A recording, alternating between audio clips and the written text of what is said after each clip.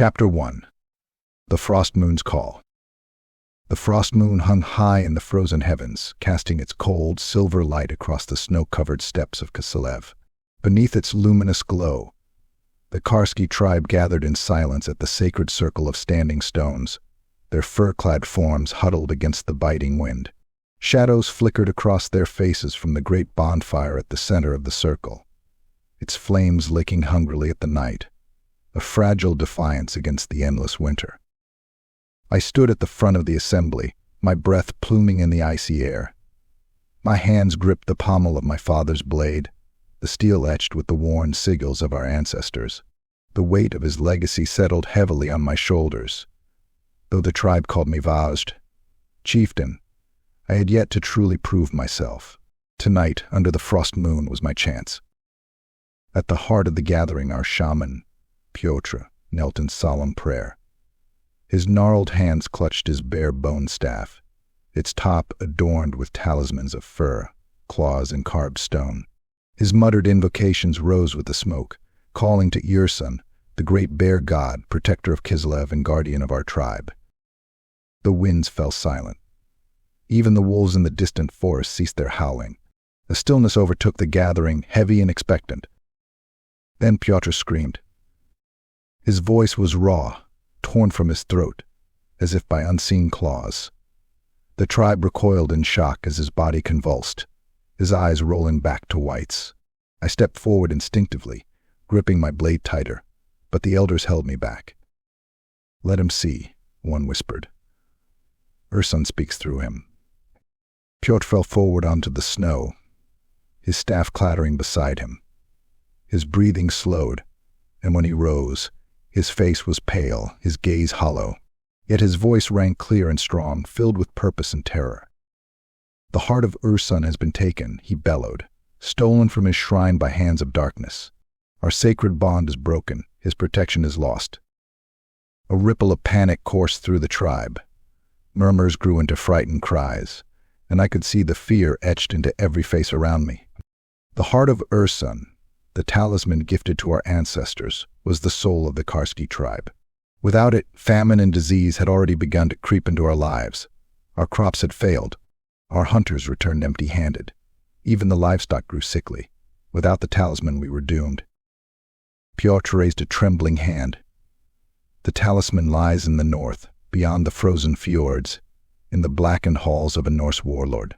He defiles it with his savagery, his beasts twisted by chaos." A low growl of anger escaped my lips before I could stop it.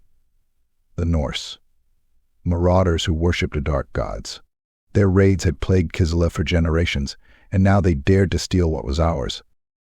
The elders began arguing at once, their voices rising over the crackling fire. Some spoke of doom, others of vengeance. A few muttered of retreat, of abandoning the cursed talisman to find a new home far from this accursed land. Their fear disgusted me. "We cannot survive without it," Pyotr said, his voice barely above a whisper, yet it silenced the others. "Without the heart of Ursun, we are nothing. We are already dead." Their faces turned to me, and I felt the weight of their stares, their unspoken demands. My chest tightened. It was my decision, and I knew what they expected: hesitation, debate, doubt. But doubt was a luxury I could not afford. Not here, not now. I stepped forward, my boots crunching on the frozen snow, and turned to face my people. The words came before I could second-guess them. "I will go," I said, my voice cutting through the icy air. "I will lead a warband to reclaim the talisman."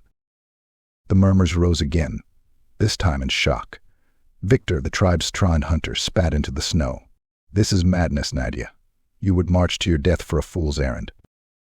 I met his glare with one of my own. Better to march to my death than cower here and starve. The Karsky are warriors, not cowards. Ursun demands our strength, and I will give it. "Strength is not recklessness," Victor growled, but I ignored him. "I do not ask for permission," I said firmly, sweeping my gaze across the gathered faces. "I am Vazd, and this is my oath. We will not let the Norse defile Ursun's gift. We will fight, we will win, or we will die with honor." For a moment, there was only silence. Then Pyotr stood, leaning heavily on his staff. His gaze met mine, and for the first time I saw something in his eyes that I had not seen before: hope. "The frost moon has called us," he said solemnly, "and Nadya Karsky has answered. May Ursun guide her steps." One by one, the tribe began to kneel, fists pressed to their chests in the Kislevite salute. Even Victor, his jaw clenched tight, bowed his head. The bonfire roared higher, as if the bear god himself had heard our resolve. I stood tall, the frost moon shining down on me. The road ahead would be long and perilous, but I would see it through. For my tribe, for Ursun, and for my father's legacy. The Heart of Ursun would be ours again, or I would die trying. Chapter 2. Assembling the Warband. The freezing winds of Kislev nipped at my skin as I stepped out of my longhouse. The air was alive with tension and whispers, doubt clinging to the tribe like frost to the pine trees. The council had adjourned, and though my words had been bold, my heart still raced at the enormity of the task ahead. The Heart of Ursun. Without it, our crops would wither, our herds die, and our people falter under the weight of famine and disease. I had taken the oath. Now I had to prove worthy of it. The first step was assembling a warband. Not just any fighters, those who could face both man and beast, chaos and death, without faltering. Victor the huntsman. I found Victor at the edge of the forest, stringing his bow with hands weathered like old bark. He glanced at me, his face shadowed beneath the fur-lined hood of his cloak. The scars across his jaw spoke volumes, each a story of survival on a land where survival was a triumph. "I know why you've come," he growled before I could speak. "And?" His gaze turned distant toward the icy expanse of the wilderness. "I'll join. Not for you or the tribe." He spat on the snow. "But because every Norse dog I kill is vengeance for my son. That's all I care about." I nodded. Victor was blunt, but dependable.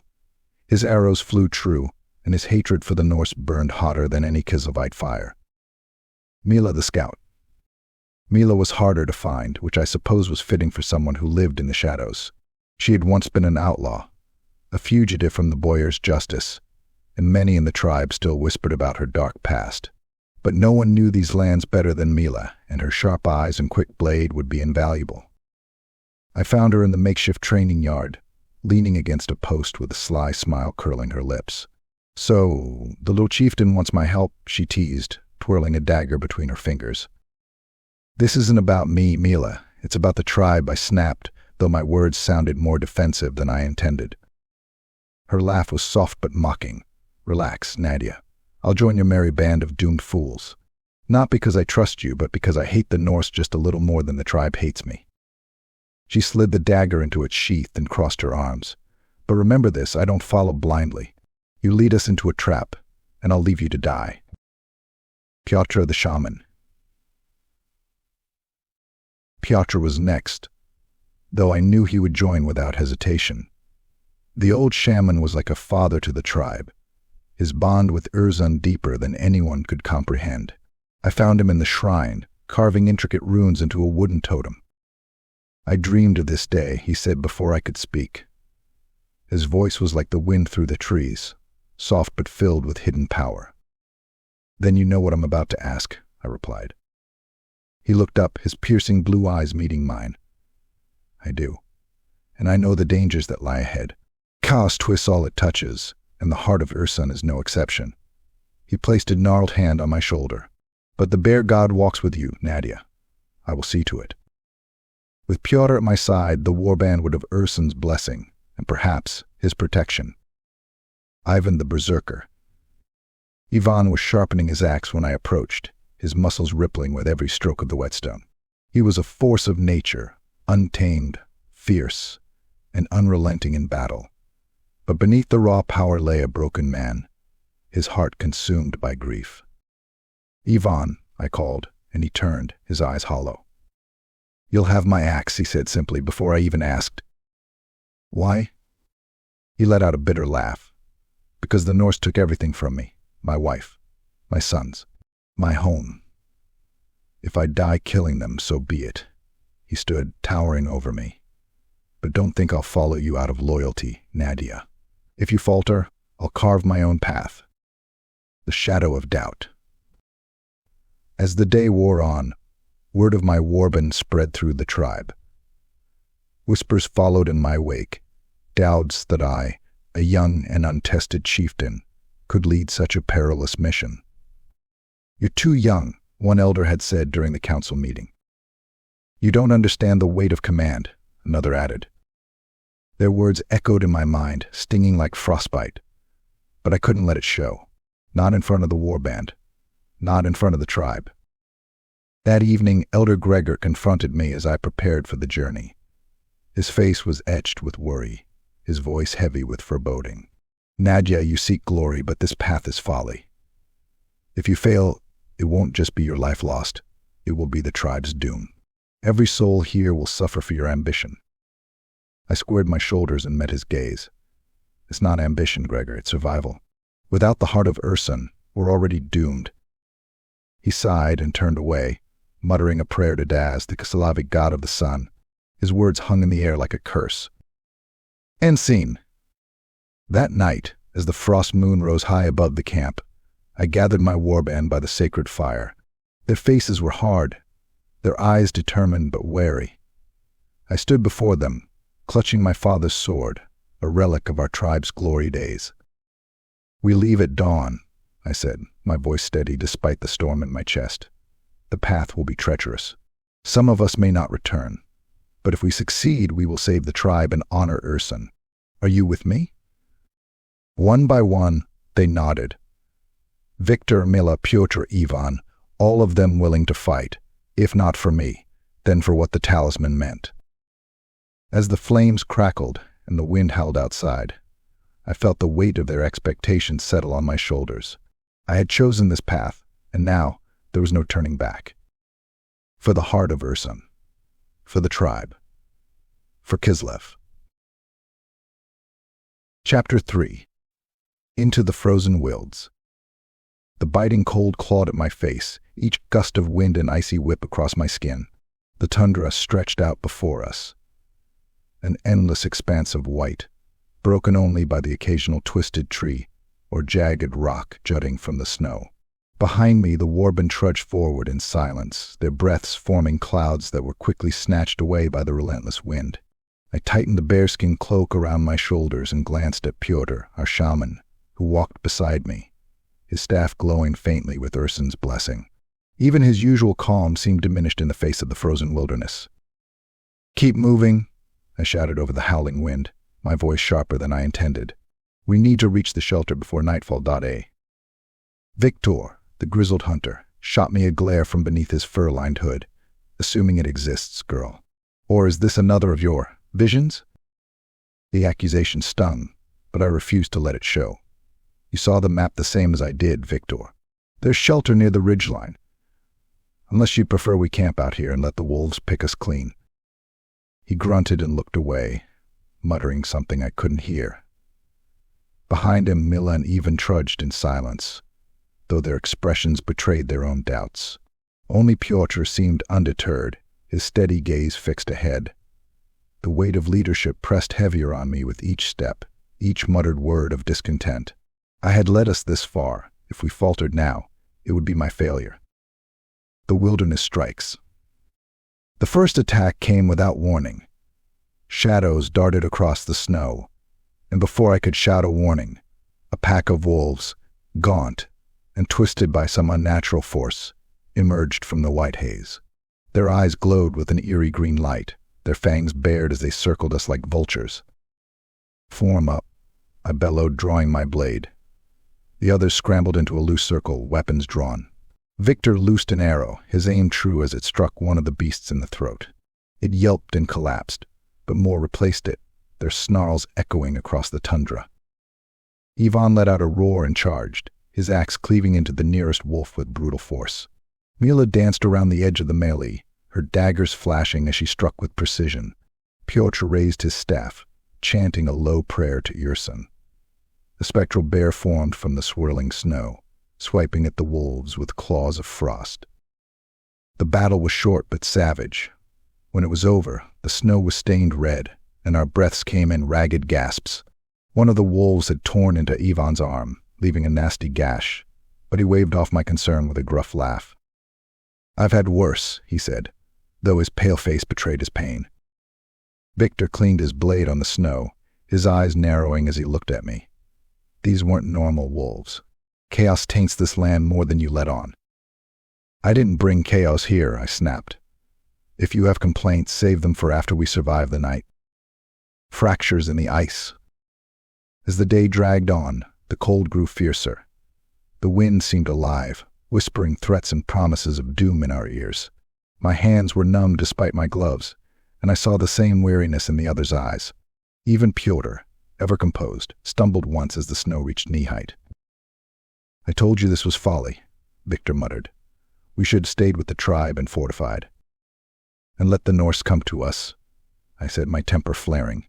"We'd be slaughtered without the talisman." "At least we'd die on home ground," he shot back. "Not out here freezing and starving under your orders." "Enough." Pyotr's voice cut through the argument, his staff striking the ground with a resonant thud. "This is no place for division. Ursun tests us. We must not fail him." The words silenced Victor, but the seed of doubt had been sown.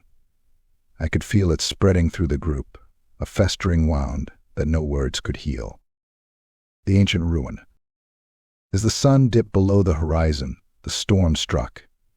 Snow whipped around us in a blinding flurry, the wind howling like a banshee. We stumbled forward blindly, each step a battle against the elements. My legs burned, my lungs ached, and for the first time I felt the cold seep into my very soul. "Shelter." Mila's voice rose above the storm. She pointed ahead, where the dark silhouette of a structure loomed against the white haze. A ruin, ancient and foreboding, but it was better than the open tundra. We stumbled inside, collapsing against the cold stone walls. The ruin was a temple, long abandoned and half buried in snow. Strange symbols, defaced and corrupted, marked the walls. The air was thick with a sense of unease, and I felt Pyotr tense beside me. "This place," he murmured. "Chaos has touched it." The others looked at him, fear flickering in their eyes. Even Victor seemed unsettled. I tightened my grip on my blade and stood tall, though my knees threatened to buckle. "It doesn't matter," I said firmly. "We rest here tonight. Whatever comes, we face it together." As the storm raged outside, I stared into the shadows of the ruin, my mind heavy with doubt. Chaos had touched this land, true enough. But how much had it touched us? And how much longer could I hold this fragile group together? Tomorrow, the Tundra would call again. But tonight we would endure. We had to. Chapter 4. Whispers of Chaos. The ruin was colder than the tundra outside, its air heavy with a weight I couldn't name. Each breath felt thick, like the walls themselves pressed against us. The others huddled near a makeshift fire, its meager warmth doing little to ward off the chill. Pyotr stood apart, his staff casting long shadows on the cracked stone walls as he examined the murals. "This temple, it was once dedicated to Ursun," Pyotr murmured, his voice almost reverent. "Before the corruption." I moved to his side, squinting at the faded carvings etched into the stone. Bears, majestic and untamed, were depicted in battle against writhing, serpentine shapes. In one panel, a warrior stood beside a great bear, holding a talisman that radiated light even in stone. But the next carving twisted into something darker, the bear chained, the talisman blackened, and chaos consuming everything.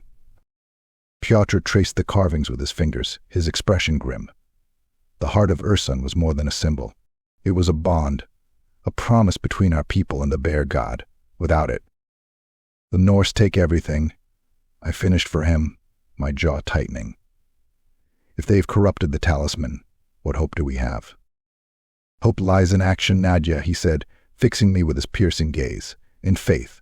Ursun has not abandoned us, not while his talisman calls for redemption." The ambush. I turned to check on the others. Victor sharpened his blade by the fire, his eyes darting to every shadow. Mila was nowhere to be seen, likely scouting the perimeter. Ivan leaned against the wall, grimacing as he adjusted the bandage on his arm. The storm outside had finally subsided, but it left behind an oppressive silence that made my skin crawl. Then Mila burst into the room, her face pale and her daggers drawn. "We're not alone," she hissed. Before I could react, the doors to the temple crashed open, snow swirling in with the force of the wind. Figures stepped into the ruin, clad in furs and iron, their faces painted with blood and chaos runes. Norse marauders. Their leader, a hulking brute wielding an axe almost as large as Ivan, barked a guttural laugh. "You Kislevits cling to the old ways. Even in death," he sneered in broken Rakespiel. "Good. Your corpses will serve the gods." "Form up," I shouted, drawing my blade. The warband sprang to their feet, weapons gleaming in the dim firelight. The Norse charged, their battle cries echoing through the ruin. I met the first one head-on, parrying his axe with a clash that reverberated through my arms. Behind me, Ivan roared as he threw himself into the fray, his massive axe cleaving through a marauder with terrifying strength. Mila darted between enemies, her daggers finding soft spots in armor with deadly precision. The battle was chaos. Victor's arrows flew true, taking down 2 marauders before one tackled him to the ground. I broke away from my fight to pull the attacker off him, driving my blade into his neck. Victor gave me a grim nod as he rose, blood trickling from a cut above his eye. Meanwhile, Pyotr stood in the center of the room, chanting in the old tongue. The air grew thick with power as a spectral bear materialized from the swirling snow, its roar shaking the walls. It tore into the marauders, scattering them like leaves, but their leader held his ground. "Is this all your god can muster?" The Norseman bellowed, swinging his axe in a wide arc. It struck the bear's form, disrupting it with a burst of light. Enraged, I lunged at him, feinting left before slicing across his exposed side. He staggered, and Ivan was on him in an instant, bringing his axe down with a brutal roar. The Norseman fell, his blood pooling on the temple floor. The remaining marauders faltered, retreating into the snow. The warband stood victorious, but the cost was clear. Ivan clutched his side, blood seeping through his armor. Mila's left arm hung limp, and Victor's face was a mask of exhaustion. Even Pyotr seemed drained, his spectral bear fading into the air. The vision. As the others tended to their wounds, I moved to the far corner of the temple, away from the blood and the murmured prayers. The carvings on the wall seemed to shimmer in the firelight, the shadows dancing unnaturally. My head ached, and when I closed my eyes, I saw something. Dark shapes loomed in the void, their voices a chorus of whispers. Promises and temptations coiled around me, their words as cold as the tundra winds. "Why fight?" one voice purred. "Your people are doomed. You see it already, don't you? The mistrust in their eyes, the weakness in their hearts." Another voice, harsher, snarled, "Take the power you deserve. Claim it. You could rule not just your tribe, but all of Kislev." A vision bloomed before me, a twisted version of myself, clad in blackened armor, holding the Heart of Ursun aloft. Behind me, a horde of marauders and chaos beasts bowed in servitude. It was intoxicating, the raw power I felt in that moment. But then, another image, my tribe, my people, broken and enslaved, their faces twisted in agony. "No," I gasped, clutching my head. The whispers laughed, fading into the void. When I opened my eyes, Pyotr stood before me, his expression unreadable. "You heard them, didn't you?" he asked quietly. I nodded, unable to find my voice. "They will try to break you, Nadya. You must hold fast to Ursun's light. Only then will you succeed." I straightened, forcing the fear from my voice. "I won't break. I can't." But as I turned back to the others, the shadows on the walls seemed darker, and I couldn't shake the feeling that chaos was closer than ever. Chapter 5. The Howling Forest. The trees loomed over us, skeletal and twisted, their blackened branches clutching at the gray sky like desperate fingers. The Howling Forest had earned its name, though not for the wind. No, the sounds that came from the depths were far worse. Moans, wails, and unearthly growls echoed through the dense woods, seeming to come from every direction. The snow here was gray and slick, melting into a sludgy mess that clung to our boots. "This place reeks of chaos," Pyotr muttered, his voice low but firm. He tapped the ground with his staff, the faint blue glow of Ursun's blessing a fragile beacon in the gloom. "The forest itself is tainted. Wonderful, Victor grumbled, scanning the treetops with his bow at the ready. Just the kind of place I like to die in. Stop it, I snapped, though his words reflected my own unease. We keep moving. The faster we're through, the less time this place has to, whatever it does. Mila snorted softly, her voice light despite the tension. I think it's already doing it. Saw something move back there, but when I turned, nothing was there. Makes you wonder if we're walking in circles.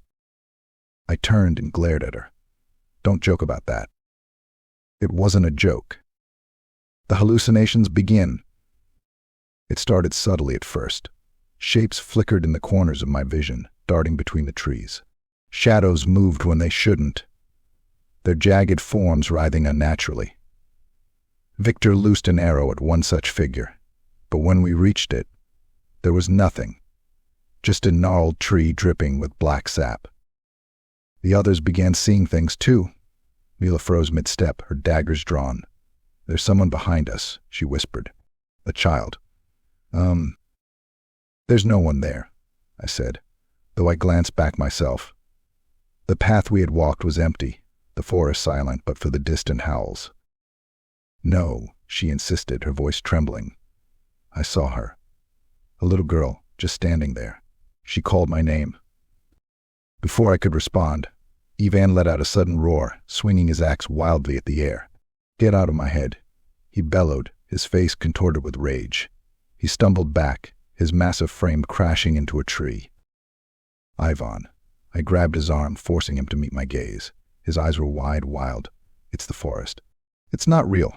Focus. He nodded, his breathing ragged, but I saw the doubt in his expression. Whatever he had seen had shaken him deeply. The chaos twisted bare.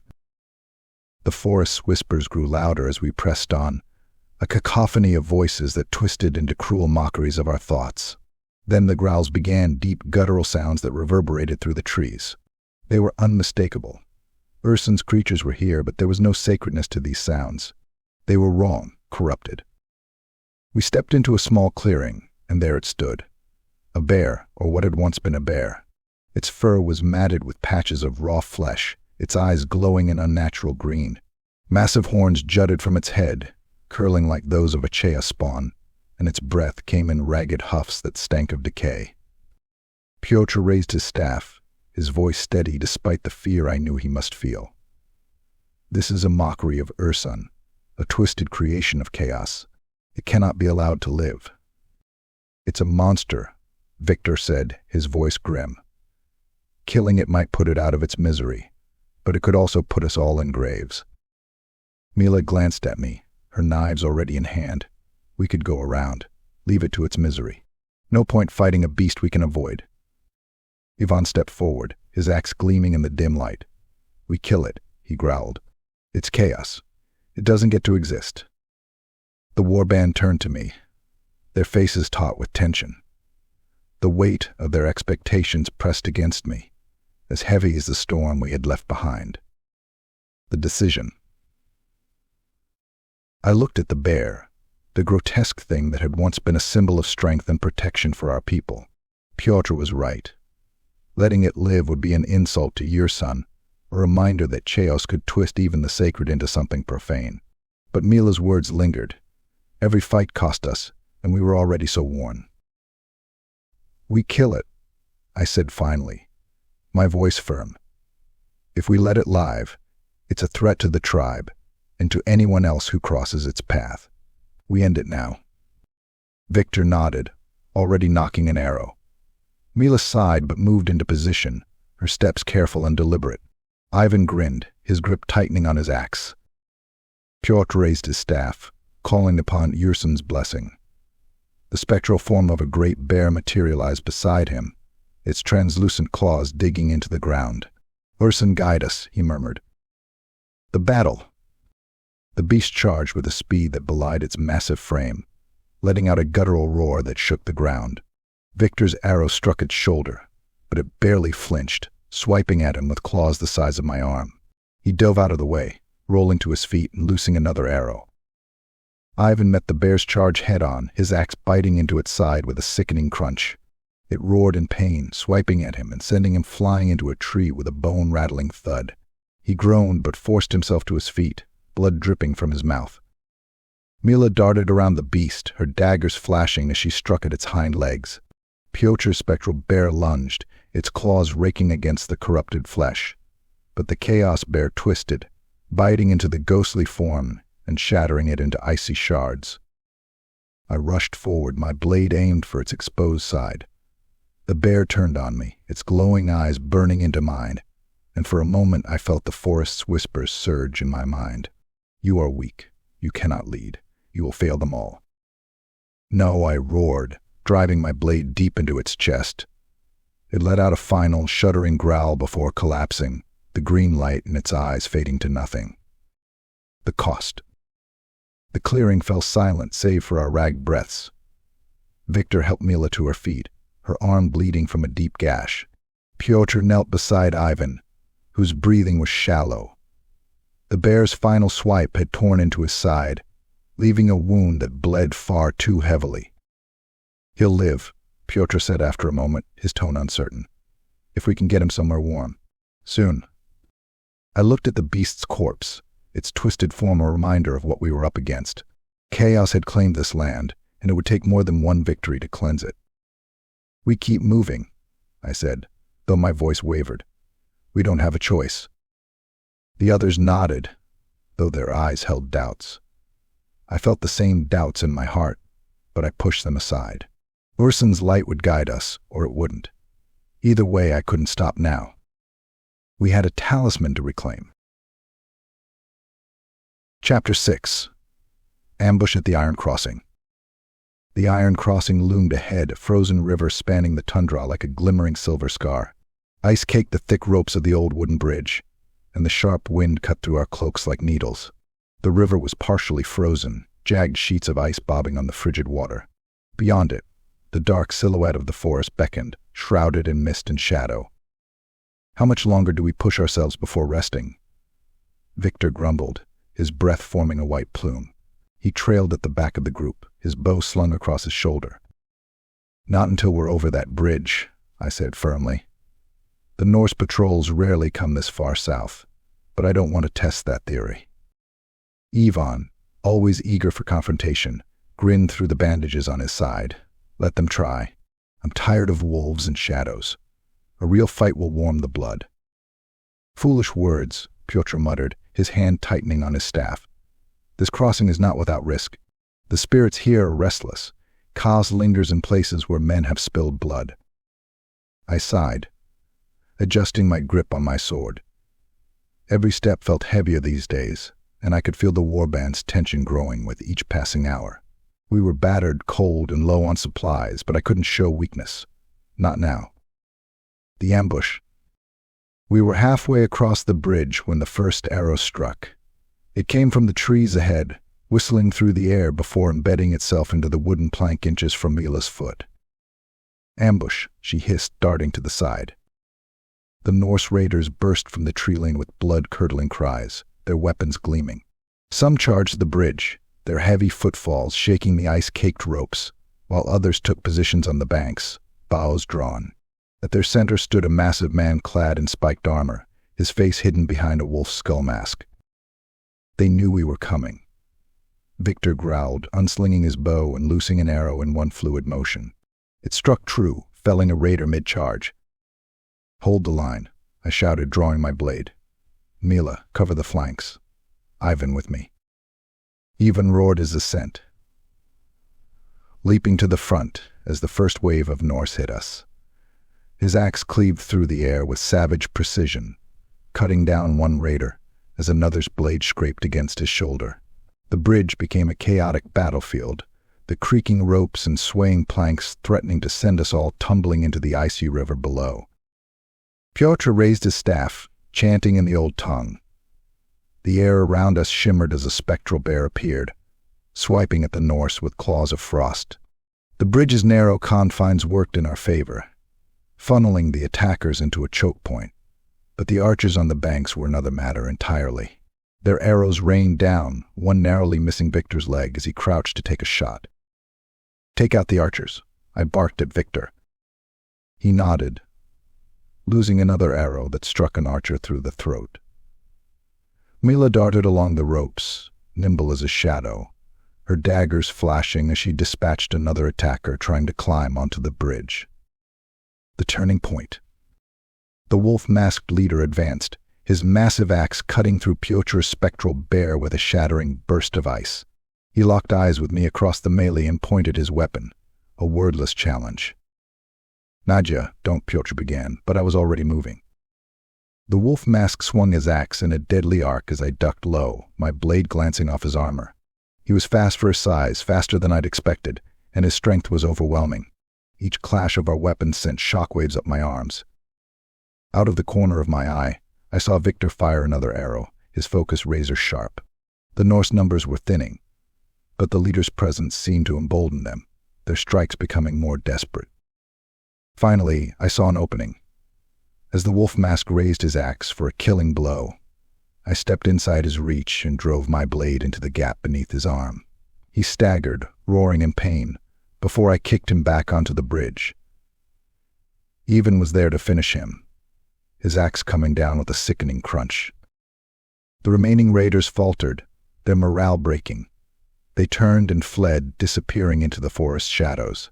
The bridge fell silent, save for our ragged breaths and the creak of the ropes. Victor's recklessness. "They're running." Victor snarled, already knocking another arrow. "We can't let them escape. They'll bring reinforcements." "No," I barked, grabbing his arm. "We've won. Let them go." He shook me off, his eyes blazing. "You don't understand these bastards, Nadya. They'll come back. Stronger. And when they do, it'll be your fault." "Do not question me, Victor," I said, my voice cold as the river below. "We stay together. I won't lose anyone chasing shadows." He glared at me, his jaw clenched, but he lowered his bow. "You're making a mistake," he muttered, stalking to the back of the group. Aftermath. We regrouped on the far bank, tending to our wounds and gathering what supplies we could from the fallen. Pyotr said little, his expression grave as he examined the markings on the wolf mask's armor. "Their leader was a lieutenant," he murmured, tracing the jagged runes. "They know we're coming now." I stared at the blood-streaked snow in the distant forest, my hands trembling despite the victory. This was only the beginning, and I knew our path would grow harder with each step. Victor's resentment burned behind me, a cold fire I couldn't ignore, but I couldn't let it shake me. As the warband prepared to move on, I stood tall, forcing authority into my voice. We pressed forward, together. No one acts alone, understood. The others nodded, though Victor turned away, his silence louder than any argument. I knew I'd won this battle, but the war within my warband was far from over. End scene. As we disappeared into the forest beyond the river, the first snowflakes of another storm began to fall. I glanced back at the iron crossing, now littered with the dead, and felt the weight of our task settle heavier on my shoulders. The Norse wouldn't forget this defeat, and neither would I. Chapter 7. The Troll King's Bridge. The cursed bridge loomed before us like a relic of some forgotten age. Massive stone arches stretched across the black, rushing waters of the river Luka, a hulking ruin etched with runes that glowed faintly in the gloom. The air here was wrong, thick with the stench of rotting fish and something fouler.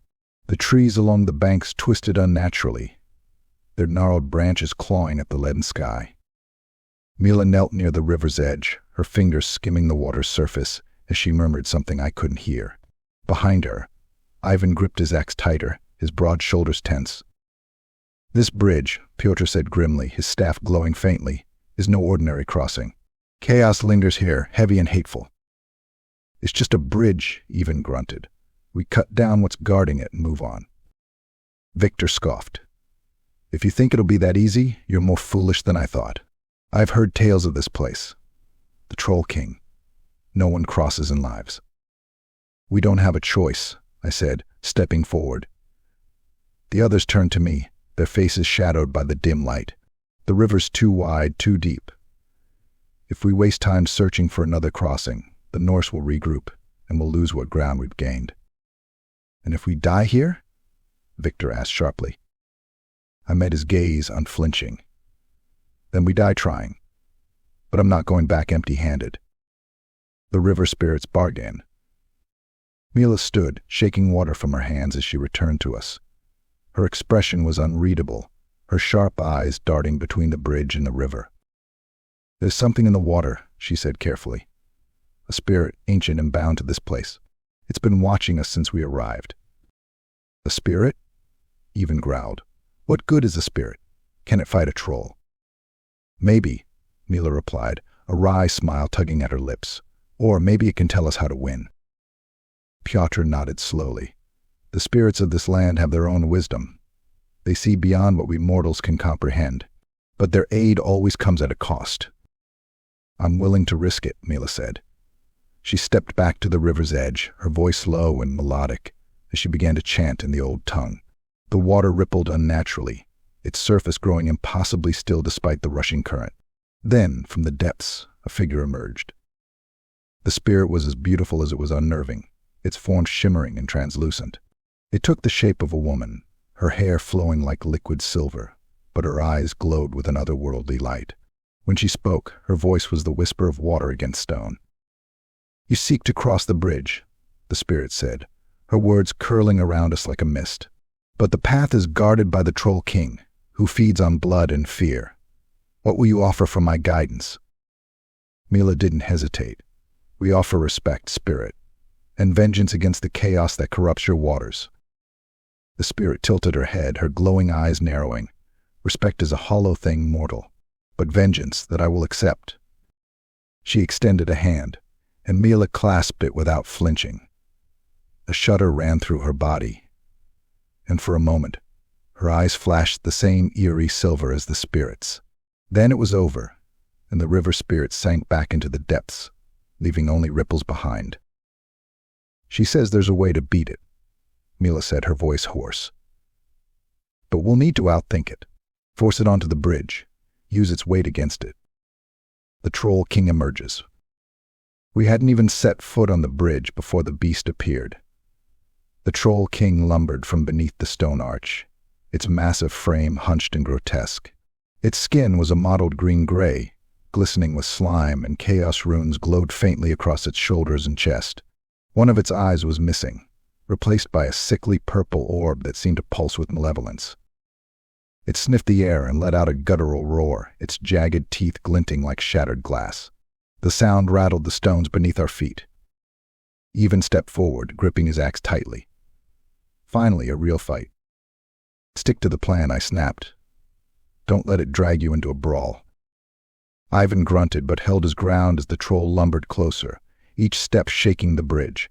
Pyotr began chanting, the air around us growing colder as a spectral bear formed once again, its claws gleaming with frost. The troll growled, swiping at the bear, but its claws passed through the spectral form harmlessly. "Lure it to the center," Mila shouted, her daggers flashing as she darted forward. The troll turned its head, swiping at her with its massive hand, but she was too quick. Victor loosed an arrow that struck the troll's good eye, and it roared in pain, staggering toward the middle of the bridge. The battle on the bridge. The troll was more cunning than I expected. It swung its massive arms wildly, forcing us to retreat toward the edges of the bridge. Each blow splintered wood and cracked stone, and I could feel the structure trembling beneath us. "Its weight," I shouted. "We need to collapse the bridge." Victor nodded, already aiming for the ropes that held the bridge together. His arrow struck true, and one of the ropes snapped, the bridge sagging dangerously. Ivan took the opportunity to charge, his axe biting into the troll's side. The beast roared, swiping at him with such force that it sent him sprawling, his axe clattering to the ground. "Ivan!" I screamed, rushing to his side. Blood poured from a gash across his chest, but he was still breathing. "I'm not done yet," he grunted, trying to rise. "Stay down," I snapped, gripping my sword. "I'll finish this." With a roar, I charged the troll, dodging its clumsy swings as I struck at its legs. Mila darted in from the side, her daggers slicing at its knees. The beast staggered, its balance shifting dangerously as more ropes snapped under its weight. "Now, Pyotr," I shouted. The shaman raised his staff, chanting louder as the spectral bear charged. It rammed into the troll with a burst of icy light, sending it crashing through the bridge. The troll's roar echoed as it fell into the river below, its massive form sinking into the black depths. Aftermath. The bridge was barely holding together, swaying dangerously as we regrouped on the far side. Ivan leaned heavily on me, his breathing shallow as blood seeped through his bandages. Victor retrieved his arrows in silence, his expression grim, while Mila sat by the riverbank, her face pale but triumphant. Pyotr surveyed the ruins of the bridge, his expression unreadable. "This was a test," he murmured. "The troll was only the beginning. Greater challenges lie ahead." I didn't reply. My hands trembled as I looked at Ivan, his usually indomitable presence diminished. We had won, but the cost was clear. If this was only the beginning, I wasn't sure how much more we could endure. As we prepared to move on, the river spirit's voice echoed faintly in my mind. Vengeance is never without sacrifice. Chapter 8. The Warlord's Fortress. The fortress loomed before us like a jagged scar on the landscape. Its blackened walls jutted from the cliffs above the cursed fjord, smoke rising from watchfires and furnaces that belched an unnatural crimson glow into the sky. The air itself seemed heavier here, reeking of ash and iron. Chaos tainted this place, twisting it into a grotesque mockery of strength. From the safety of the ridge overlooking the stronghold, we watched the Norse warband below revel in their madness. "They're preparing for something," Victor said, his voice low. His eyes were fixed on the courtyard below, where figures moved in the torchlight. Some dragged writhing captives toward an altar of jagged stone. Others stood chanting in a guttural tongue that made my skin crawl. The talisman, the Heart of Ursun, hung suspended above the altar, pulsing with a sickly green glow. It was almost unrecognizable, twisted by chaos energy. I could feel its power, corrupted and wild, like a caged beast clawing to be freed. "They're using it to summon something," Pyotr murmured, his face pale. "If they succeed." "They won't," I interrupted, my voice sharper than I intended. "We stop this here." The plan. We crouched together in the shadows, the flickering light from the fortress barely touching us. The warband looked to me, their faces a mix of determination and exhaustion. Ivan, pale but resolute despite his wounds, leaned heavily on his axe. Victor's jaw was set, his hand resting on the hilt of his dagger. Mila fidgeted with her blade, avoiding my gaze. "We don't have the numbers for a full assault," I said, tracing the fortress layout in the dirt. "But we don't need to. We infiltrate, disrupt their ritual, and take back the talisman." "Disrupt their ritual?" Victor sneered. "You mean fight our way through a fortress full of Norse fanatics?" "No," Mila cut in, her voice quiet but firm. "She's right. If we're smart, we won't have to fight them all. The fortress isn't just their strength. It's their weakness. It's sprawling, with blind spots they won't expect us to exploit." I nodded. "Exactly. Mila will scout ahead, find the weakest entry point. Once inside, we split. Pyotr and Ivan will create a distraction near the barracks. Victor, you and I will move to the altar." "And Mila?" Victor asked, his tone edged with suspicion. "Where will she be?" Mila hesitated, her eyes flicking toward the fortress. "I'll guide you through the stronghold." "No," Victor snapped, his voice rising. "We can't trust her." "Mila saved your life back at the Iron Crossing," I shot back, glaring at him. "And she's a former Norse captive." Victor retorted. "You think they'll kill her if they catch her, or welcome her back like a long-lost sister?" The air between us grew heavy, and I could see the doubt flickering in the other's eyes. Even Ivan, usually the first to leap to Mila's defense, looked away. Mila's voice was cold when she finally spoke. "I was their prisoner. They didn't welcome me then, and they won't now. But if you think my past makes me untrustworthy, Victor, feel free to lead us in." "Enough," I said sharply, cutting him off before he could reply.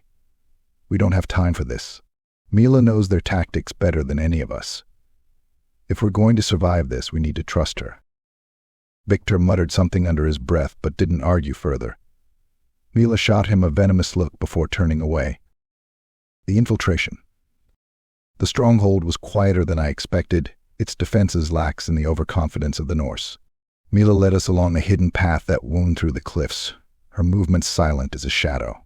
We scaled the back wall, using a narrow outcropping that brought us to a crumbling tower. Inside, the fortress was a labyrinth of dark corridors and staircases that reeked of blood and decay. Mila moved ahead, scouting each turn before signaling us forward. Her knowledge of the fortress was uncanny, and I could see Victor watching her, suspicion still etched on his face. I prayed his distrust wouldn't cost us. As we moved deeper, the sounds of the Norse ritual grew louder.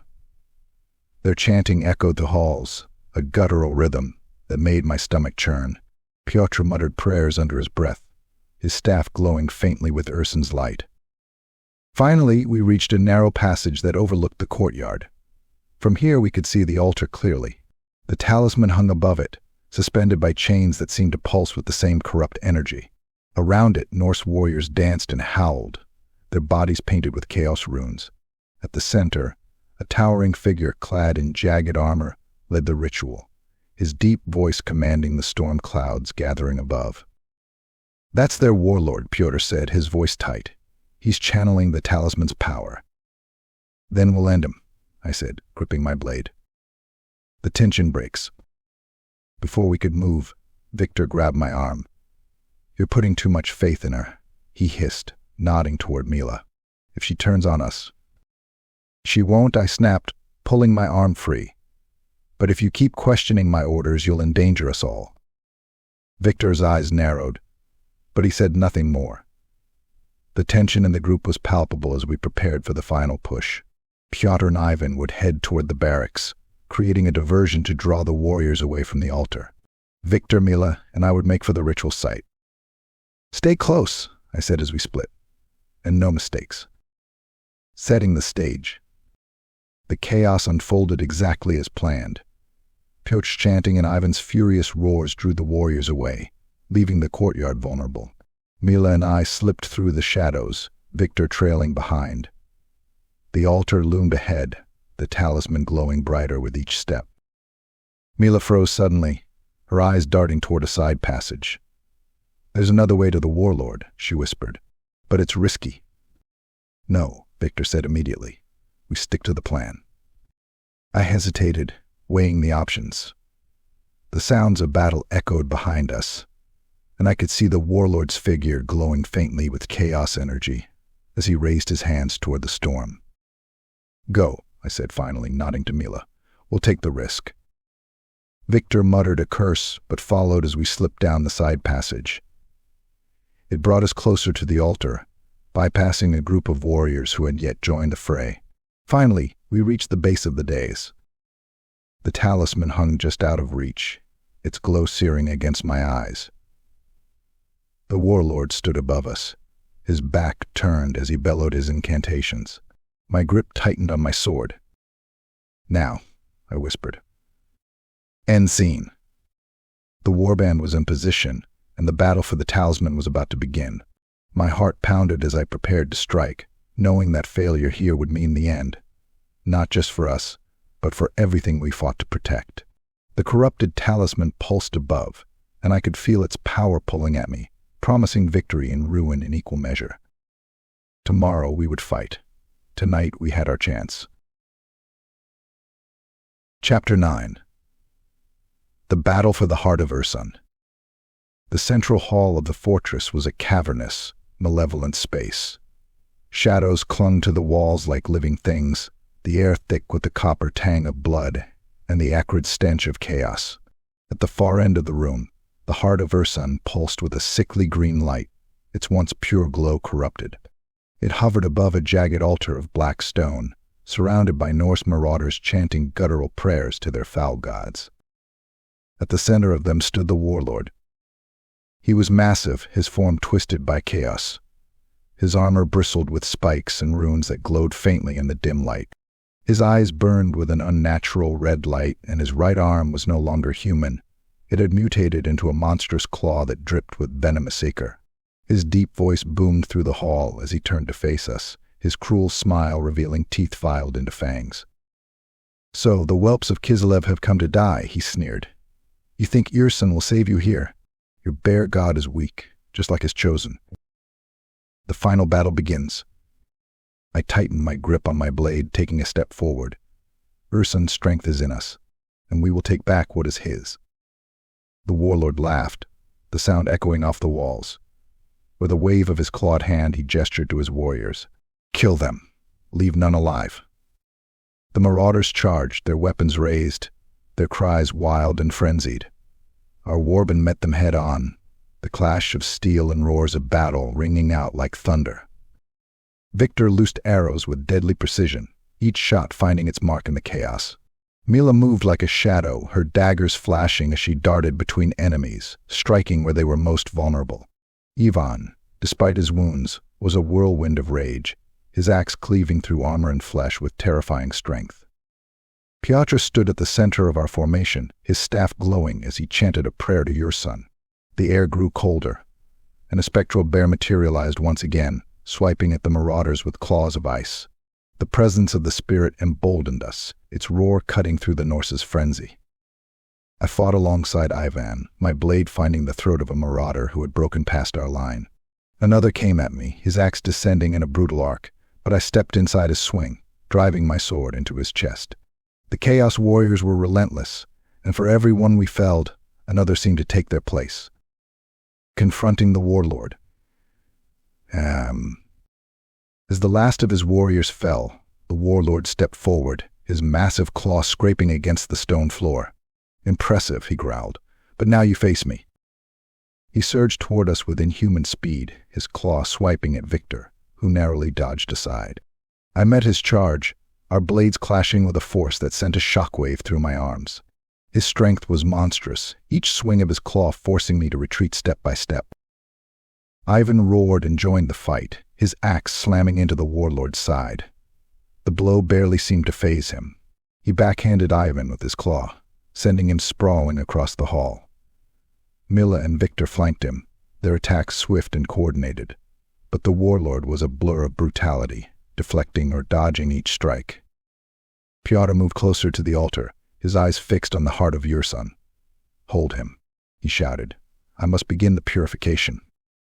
The warlord snarled, his attention snapping to Pyotr. You will not touch what is mine. He lunged toward the altar, but I threw myself in his path, blocking his way.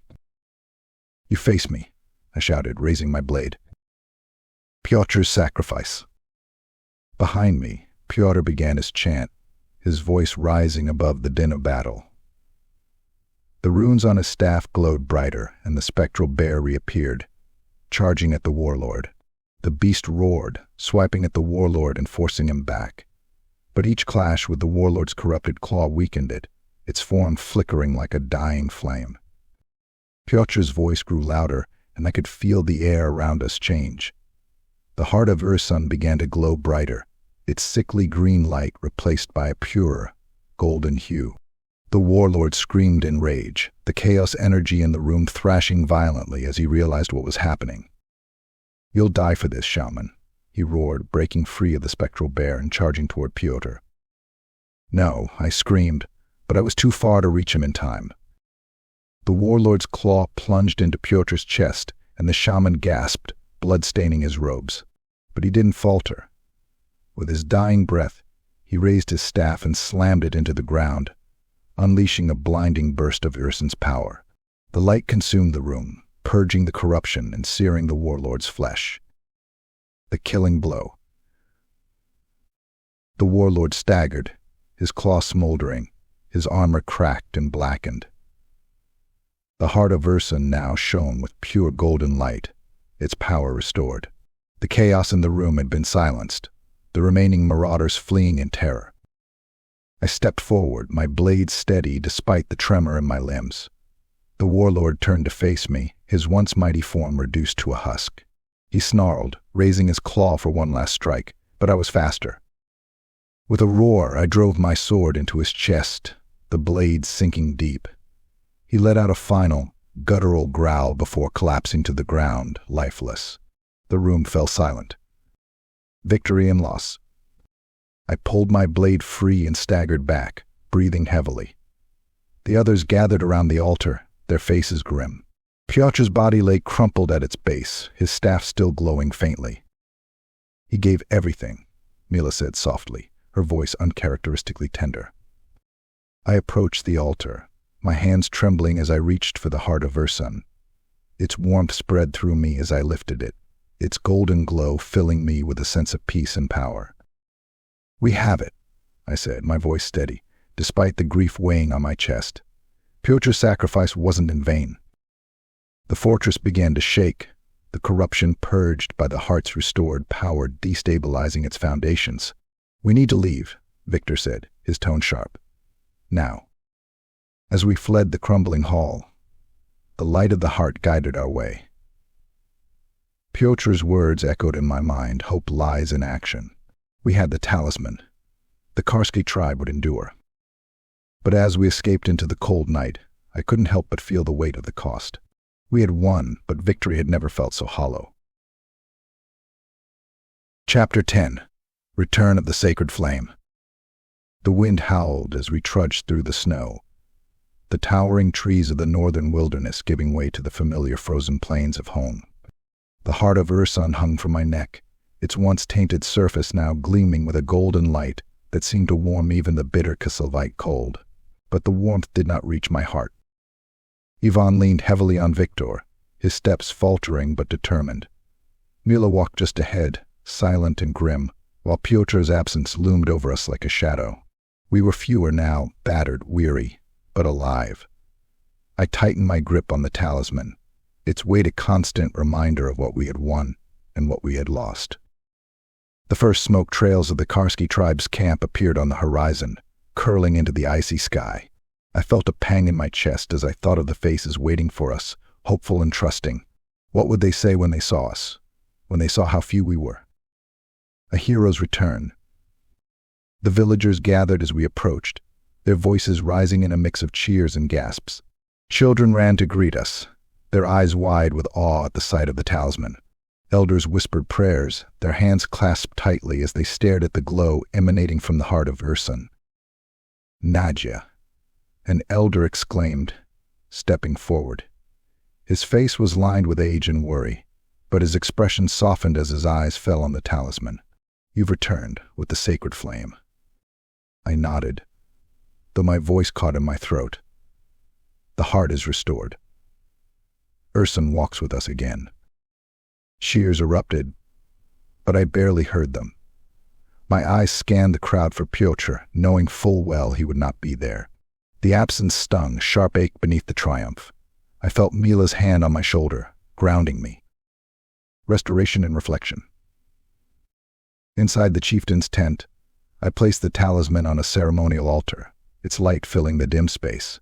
The shaman of the tribe, an elderly woman named Galina, began the rites to reconnect the tribe to Ursun. Her chants filled the room, low and resonant, as if the bear god himself were listening. The warband sat around the fire, their faces drawn with exhaustion. Ivan stared into the flames, his bandages stained red but his grip still firm on his axe. Victor sharpened his blade in silence, his expression as cold as the snow outside. Mila leaned back, her hood pulled low, her eyes distant. I stared at them, my warband, my family in blood and battle. I thought of what we had endured, the troll, the Norse warlord, Pyotr's sacrifice. My heart ached with the weight of it. "This victory cost us more than I expected," I said quietly. The others looked at me, their gazes heavy, but it was worth it. Without the heart, we had no future. "We still have no future if we fall apart," Victor said, his voice sharp.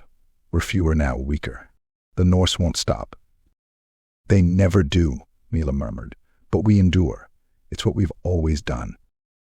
I nodded, drawing strength from their resilience. "We'll rebuild. Stronger this time. For Pyotr, for those we lost. For all of us." The ceremony of the sacred flame. That night, the tribe gathered beneath the frost moon, just as we had before this journey began. The great bonfire in the center of the camp roared with life, its flames dancing high into the night sky. Galina stood before the fire, holding the Heart of Ursun aloft. Its light blended with the fire, casting an ethereal glow over the gathered crowd. "Ursun has returned to us," Galina declared, her voice strong despite her years. Through the courage of Nadya Karsky and her warband, the sacred bond has been restored. Ursun walks with us once more. The crowd erupted in cheers, but I barely heard them. My eyes were fixed on the flames, where a shadow began to form. It was faint at first, flickering within the firelight, but then it grew clearer. A massive bear, its spectral form towering above the gathering. Its eyes shone with a deep, ancient wisdom, and its gaze met mine.